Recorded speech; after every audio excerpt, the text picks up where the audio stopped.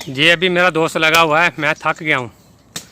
इसका नाम हमज़ा है, ये इधर मुल्क करवंडा में रहता है। हमारा कुक है, बहुत अच्छी कुकिंग करता है। मुस्लिम में इधर बहुत कम है। ये अभी काम कर रहा है, मैं थक गया था, मैं बोला चलो थोड़ा हेल्प करेगा, तो इसलिए ये मेरी सपोर्ट कर रहा है। बहुत मेहनती और बहुत ज़्यादा काम करता है। ये लोग बहुत हार्ड वर्क है, बहुत ज़्यादा काम करते हैं। खैर देखो यह हम अपने शहजाद भाई साहब ने भी तशरीफ लाए ने, जो काम शाम निबन लगा ना, देखो नहा धो के माशाल्लाह आ गए ने। ਹੁਣ ਵੇਖਣ ਆਏ ਨੇ ਤਮਾਸ਼ਾ ਮੇਰਾ ਕਿ ਆਬਦ ਕੀ ਕਰਨ ਦਿਆ ਹੈਗਾ, ਤੇ ਮੈਨੂੰ ਕਹਿੰਦਾ ਤੂੰ ਪੁੱਠੇ ਕੰਮ ਕਰਦਾ ਕਿਵੇਂ ਸਾਨੂੰ ਤੰਗ ਕਰਦਾ ਕਿ ਉੱਥੇ ਰਹਿਣਾ ਸੀਗਾ। ਹੈਲਾ ਉਹ ਵੀ ਥੱਕ ਗਿਆ ਜੇ, ਇਹ ਮੈਨੂੰ ਹੀ ਕਰਨਾ ਪੈਣਾ, ਇਹਨਾਂ ਨੇ ਕਿੱਥੇ ਕਰਨਾ ਹੈਗਾ। ਹੁਣ ਫਿਰ ਹਾਂ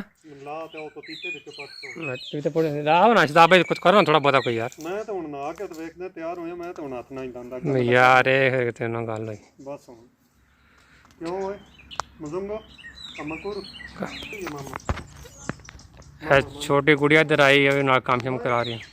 शहजाद भाई उन्हें गल्लां कर रहा रोंडा जो शहजाद भाई रोंडा ने गल्लां करना दो दिन ਉਹ ਪੰਜਾਬੀ ਅੰਮਾ ਮੇਰੀ ਨਹੀਂ ਆਉਂਦੀ ਸਫਾਈ ਕਰ। ਉਹਨੂੰ ਪੁੱਛਣੇ ਕੀ ਕਰਦੀ ਪਈ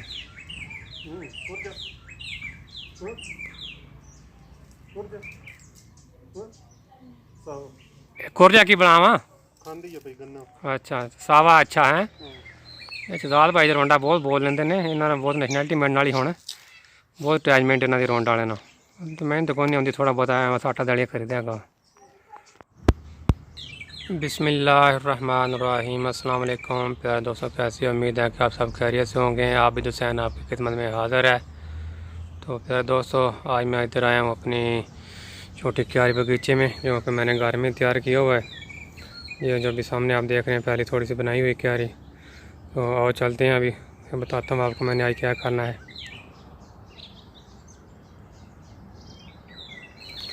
ये गाड़ी है, कोई मैं बाहर खेतों में नहीं हूँ। ये अभी आप देख रहे हैं घर में मैंने बगीचा बनाया हुआ है। तो आज का जो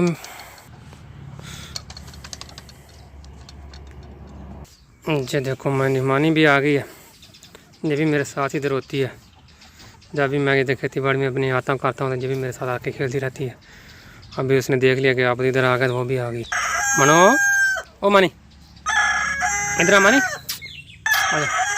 चल पर मैं तो सब्जी लावा भज जा। लो जी दोस्तों, एक खेड़ा बन गए हैं, मैं तुम दस है कि पैली दी, तो इन्होंने उत्तों तुम हाथ मार लेना माड़ा माड़ा, उत्तों जी इन्होंने उपर पधरियाँ हो जाए ना, जो घाह चा हो चुका है इस तरह कर लेना है। पैली जी तैयार हो गई है, इन्होंने हथ मारिया उत्ते, नाले उत्ते चौड़ियाँ हो जांदियां ने,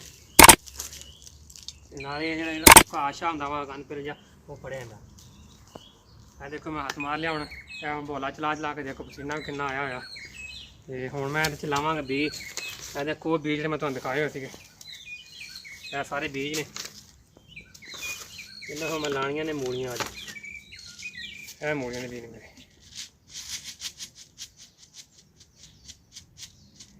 इन्ने बीज जोड़े ने ना, ये काफ़ी है इस जगह वास्ते। तुसीं लाने जोड़े ने वो भी दो दो तीन तीन बीज लाने हैं। इस तरह चूंडी लाने ने छोटे जे, इस तरह सेंटर च लाने इस तरह।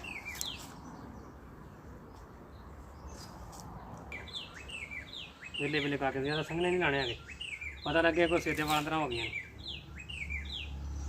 बिल्कुल छोटे छोटे लाने हैं, दूर दूर करके इस तरह से लाने सारे। ये हूँ मैं इस तो बाद धनिया के चूंडे भी ला देंगे, उत्ते भिंडी भी ला देंगे, फिर जी शैल हो जाएगी इंशाल्लाह, अल्लाह पाक खैर करे। दे फिर दोस्तों भरावां सारे नाल शेयर करांगा इंशाल्लाह। ये हुण तुसीं दुआ करें ठीक ठीक हो जाए। अगली वीडियो तो मैं दिखावांगा सारियां भी किस तरह हुई ने मूलियां, किहड़ियां हुई ने।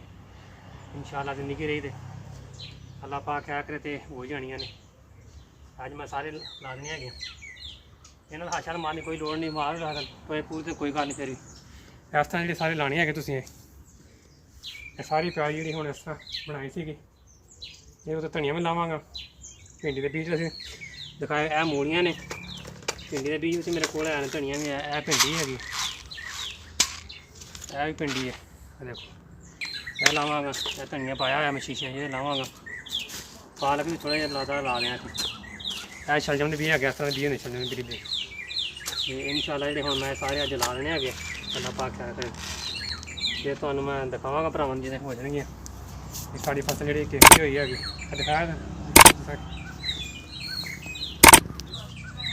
ला यार खेड़ियाँ बन के सारा कुछ ला देता है। अल्लाह पाक क्या करेगा इंशाअल्लाह हो जाएगा सब कुछ अल्लाह के हुक्म नाल।